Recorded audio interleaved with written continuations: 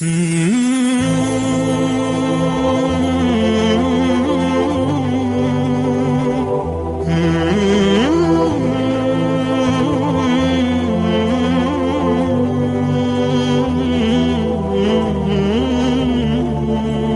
ساری زندگی بھی ماں باپ کی خدمت کرتا رہے، سچی بات یہ ہے حق کے شکر ادا کر ہی نہیں سکتا۔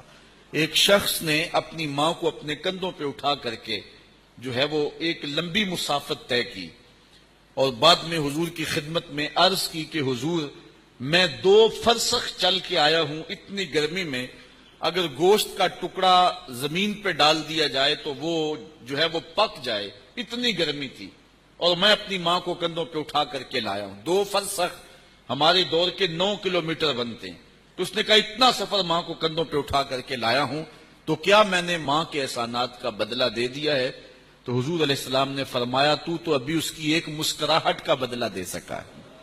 ماں ہنس کے جب دیکھ لے تو وہ جو راحت سینے میں اترتی ہے اس کا ہی بدل نہیں ہے۔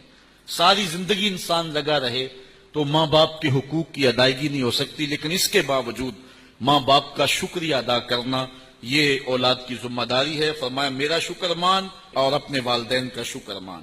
وَإِن جَاهَدَاكَ عَلَىٰ أَن تُشْرِكَ بِي مَا لَيْسَ لَكَ بِهِ عِلْمٌ، اگر وہ دونوں تجھ سے کوشش کریں کہ میرا شریک ٹھہرائے ایسی چیز کو جس کا تجھے علم نہیں، تو ان کا یہ کہنا نہ مان۔ فَلَا تَطِعْهُمَا، یہ ان کا حکم نامہ کبھی تسلیم نہ کر۔ وَصَاحِبْهُمَا فِي الدُّنْيَا مَعْرُوفًا، لیکن اس کے باوجود دنیا پر ان کے ساتھ حسن سلوک سے پیش آ۔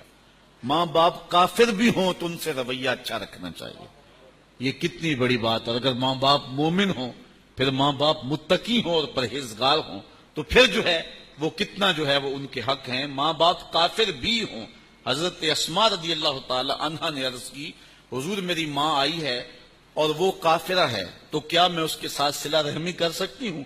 تو حضور نے فرمایا ہاں تم اس کے ساتھ صلہ رحمی کرو۔ تو والدین کے ساتھ اگرچہ وہ ایسی بات کا حکم دیں، وہ بات نہ مانیں۔ لا طاعۃ المخلوق فی معصیت الخالق، خالق کی معصیت میں مخلوق کی اطاعت نہیں کی جائے گی۔ اچھا یہاں ضمناً ایک بات ذہن میں آ گئی، بعض کا اولاد جو ہے وہ مصیبت میں پھنس جاتی ہے کہ ماں اور حکم دے رہی ہے اور باپ اور حکم دے رہا ہے، اور دونوں جو ہیں وہ آپس میں مخالف اور متضاد ہیں۔ ماں کہتی ہے کہ بیٹی کا رشتہ فلاں جگہ کر، اور باپ کہتا ہے نہیں فلاں جگہ کر۔ اب ہو تو ایک جگہ سکتا ہے، اور دونوں جو ہے وہ حکم دے رہے ہیں اور اولاد پھنس گئی۔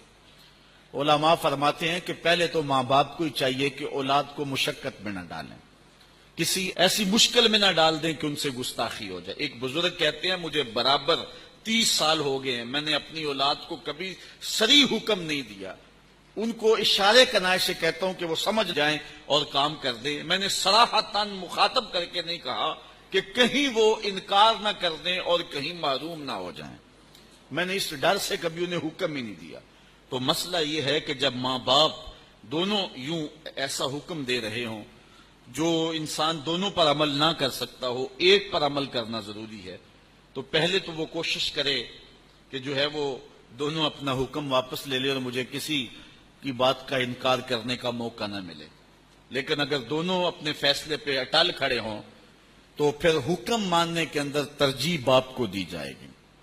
یہ بات مسئلہ ذہن میں رکھیں کہ جب خدمت کریں گے خدمت میں ترجیح ماں کو ہوگی اور حکم کی تعمیل میں ترجیح باپ کو ہوگی، کیونکہ گھر کا سربراہ جو ہے وہ باپ ہے، ماں نہیں ہے۔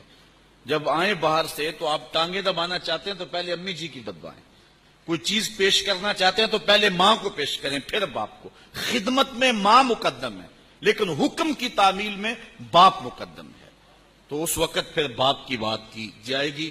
ہاں ماں باپ دونوں یا ان میں سے کوئی ایک ایسا حکم دے رہا ہو کہ جو شریعت بیضاء کی مخالفت میں ہو تو پھر ان کا یہ حکم نہ مانے، لیکن جو ہے وہ ان کی توہین اور ان کی تذلیل پھر بھی نہ کی جائے، ان کے ساتھ جو ہے وہ حسن سلوک سے پیش آیا جائے۔